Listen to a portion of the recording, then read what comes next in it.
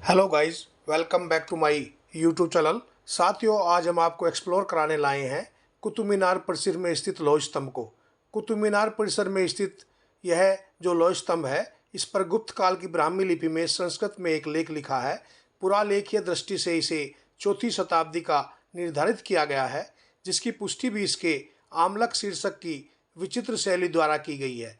इस अभिलेख में कहा गया है कि इस स्तंभ का निर्माण चंद्र नामक एक शक्तिशाली राजा की याद में, जिसे आज गुप्त वंश के चंद्रगुप्त द्वितीय के रूप में जाना जाता है, जिसे विष्णुपद के रूप में विख्यात पहाड़ी पर भगवान विष्णु के ध्वज के रूप में किया गया था।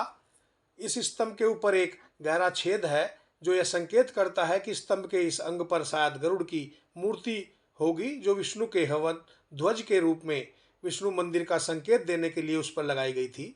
यह भी स्पष्ट है कि यह स्तंभ यहाँ किसी अन्य स्थान से लाकर लगाया गया है, क्योंकि इस परिसर में चौथी शताब्दी के और कोई अन्य अवशेष नहीं प्राप्त हुए हैं। यह एक पक्की भारतीय परंपरा है कि इसे यहाँ तोमर राजा अनंगपाल द्वारा लाया गया था, परंतु कहाँ से लाया गया था यह कोई नहीं जानता।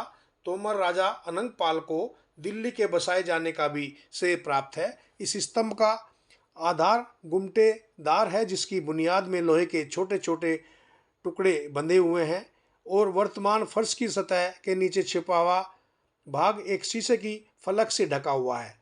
इस कुछ कुछ सुंडाकार स्तंभ की कुल ऊंचाई 7.20 मीटर है, जिसमें से 93 सेंटीमीटर जमीन के नीचे गड़ा हुआ है।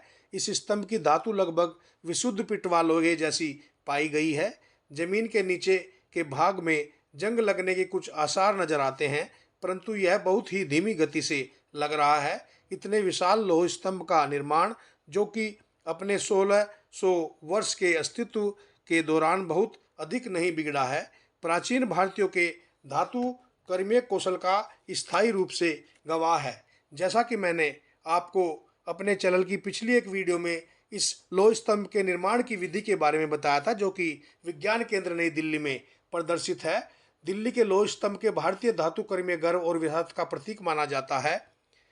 चंद्रगुप्त द्वितीय विक्रमादित्य ने 402 ईस्वी के आसपास इसे उदयगिरी नामक स्थान पर स्थापित किया था, जिसे गुप्त काल में विष्णुपदगिरी कहा जाता था। वर्तमान में, जो कि मध्य प्रदेश की राजधानी भोपाल से 50 किलोमीटर दूरी पर स्थित है, उसी को आपको हम एक्सप्लोर करा रहे हैं, जो कि यहाँ कुतुब मीनार परिसर में महरौली क्षेत्र नई दिल्ली में लगा हुआ है। उसी के क्षेत्र को हम एक्सप्लोर कर रहे हैं और आपको दिखा रहे हैं कि दिल्ली के लौह स्तंभ को कहीं बाहर से लाकर यहाँ पर स्थापित किया गया है। उसी के एरिया को आपको एक्सप्लोर करना चाहिए, आना चाहिए और अपने इतिहास को जानना चाहिए कि हमारे देश का और हमारे